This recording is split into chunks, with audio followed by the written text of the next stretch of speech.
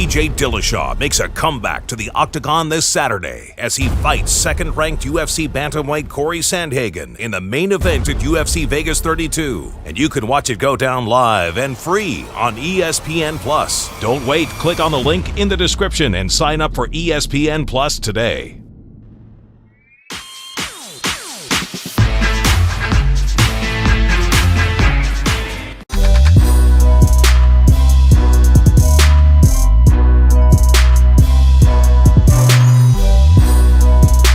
Is this one mentally tougher than normal? Because, right, like, if there's one slip in your performance, like, if there's one step down, people go, told you, that guy can't do it without the EPO. I mean, are you thinking about that at all? Not at all, man. And there's not going to be a slip in my performance. I'm going to go out there and look dominant, so it's going to be a great one. You've been candid this whole process, and so just out of curiosity, you trained with it, now you trained without it. Have you felt a physical difference without it? Did it make a big difference to you in that camp when you were taking it? No, man, I was dying. You know what I mean? There's no way I'd ever go to 125s again, right? So how about we do this? Let's let every one of my opponents take what I was taking. I could care less because it did not help me. I actually feel 10 times better now than I did going into that fight. I had to lie to myself and tell myself how great I felt going into it because you're a mentally tough, best in the world, pound-for-pound fighter. But to be honest, like, I could care less if any of those guys are taking what I was doing. You know, I was trying to get my levels back to normal. My hematocrit crashed to the 30s. You know, I was anemic. I didn't want to wake up in the morning and train. I was cold constantly. So to understand what I was going through and the decisions I made and why I thought I should do it, I mean, yeah. Do you think that's part of the whole thing that no one will ever really understand? Nah, no one gives a shit. I mean, you know what I mean? No one cares about that. I mean, I cheated. You know what I mean? That's what it is. No one cares about why I did it because they're all excuses. You know, everyone has one and they all stink.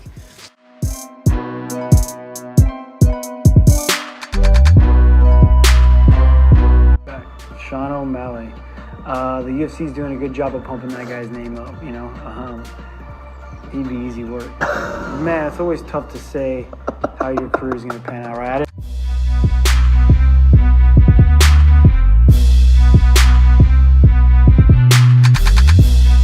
Number one contender fight? I mean, I think a lot of us believe it is. Do you believe this is a number one contender fight? I think it's definitely got to be, or at least on my end it is.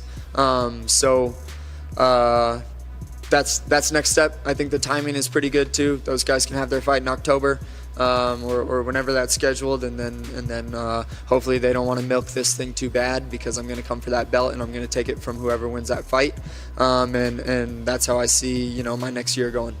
Would one of those opponents be sweeter than the other, or does it matter? No, both would be sweet in their own way, man. Like, I really want to get my loss back against Sterling just because, you know, I have an ego inside of me that doesn't want people thinking that anyone's better than me. Like, that's kind of what we're all doing out here is proving where we all stack up on the food chain.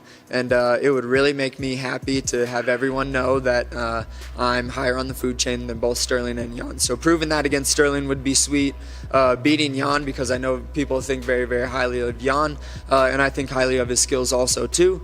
But taking out a competitor like that, where people see this guy as, you know, the top dog, like I said, I have ego inside me that wants to prove that I'm the king of the jungle. You know, that I'm the highest one on the food chain, and so both of those would be sweet wins.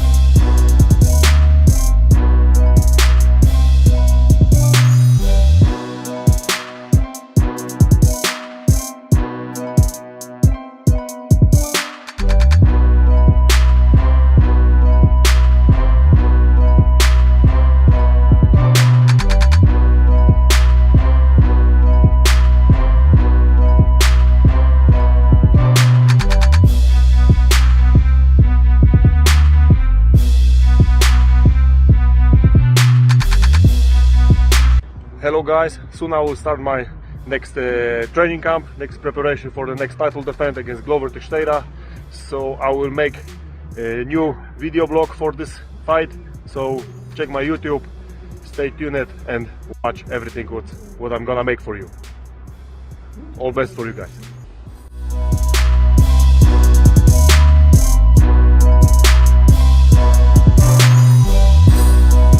Let's remember, Oscar De La Hoya was one of the best boxers on the planet. Vitor is old too, so it's not like they're two older guys fighting well out of the best of their prime. So it makes sense. It's not crazy. It's not like young versus old here. I mean, listen, I'm good for them. Listen, I know I talk shit about Vitor, but honestly, good for them both. They're going to make some money. A few people are going to watch. Can't hate on it. But as I was saying, you've got to be a hammer and a nail. Sometimes you got to go out there, beat the shit out of people in the first round. You get a knockout. Everyone loves you. It looks sensational. You get knocked out of the night bonus. That's awesome. But then sometimes you've got to be able to go out there and try and do that. Of course, you're always trying to do that, but then it doesn't go your way and you get your ass kicked. But you've got to have the ability at the end of that round to, the cut man comes, wipes all the blood off you, fills you up with Vaseline, and say, right, okay, that's in the rear view mirror. Now we go again. Now you don't give up. But a lot of people, and Vitor Belfort was a classic example of that. And there's a lot of people like that out there. They're good when they're winning, but when they start getting their ass kicked, they quit and they look for a way out, So we'll see what happens. I say Oscar De La Hoya has more heart, but he's smaller, he's older. And Vitor probably will be juicing to the absolute max. But we don't know that. So listen, wishing both the best.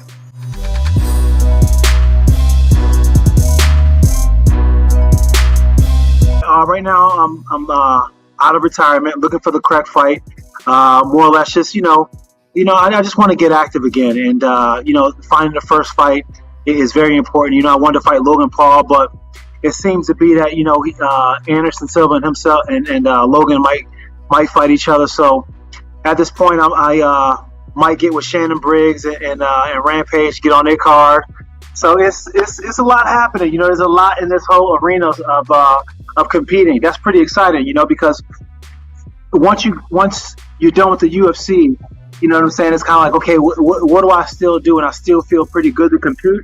And it took me a while to get here. I just didn't. I wasn't ready to compete after I left the UFC. It took me some time to just kind of get to want to compete from the right place. So now that I'm in that place, I feel like I'll do a few more fights and just see where it goes.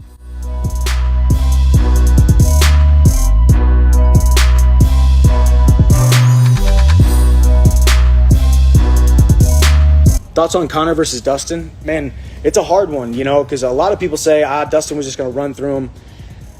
I don't know if Dustin necessarily runs through him, Chad Mendes ran through Conor, and then Chad Mendes, lost that fight. Conor is better than we think he is a lot of times at dealing with the early onslaught and the early adversity and the early takedown and the early wrestling and grappling. He is good at it.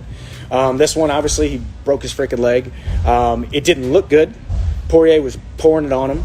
But man, I just wanted to see that fight more as a fan. I wanted to see at least another round, 2 rounds of those guys fighting. But I think Poirier wins that fight. I think Poirier would have won that fight. But I don't think you can necessarily say, hey, because of the first round, he would have smashed him. Imagine if Charles Oliveira would have broke his leg in the last phone call coming in. But what I was saying is, imagine if Charles Oliveira would have broke his hand, broke his elbow, broke his shoulder, broke his leg, broke his foot at the end of that first round. Now this is me, basically crapping on myself right now. This is where you got to take the fighter hat off, put the analyst hat on, and say, imagine if Charles Oliveira would have broke his foot or ankle at the end of round 1. We could have easily said, well, Chandler was about to run through him. Chandler would have done what he did in the first round for 2, 3, 4, and 5, would have ran through him or would have knocked him out. And what happened? I got caught in the second round. Charles Oliveira is your lightweight champion. So you can't necessarily say, hey, just because Poirier beat Conor that badly in the first round, that he would have definitely beat him. How about we do this? Let's let every one of my opponents take what I was taking. I could care less because it did not help me. No! To be honest, I could care less if any of those guys are taking what I was doing. I actually feel 10 times better now than I did going into that fight. You lied! You're a fucking liar!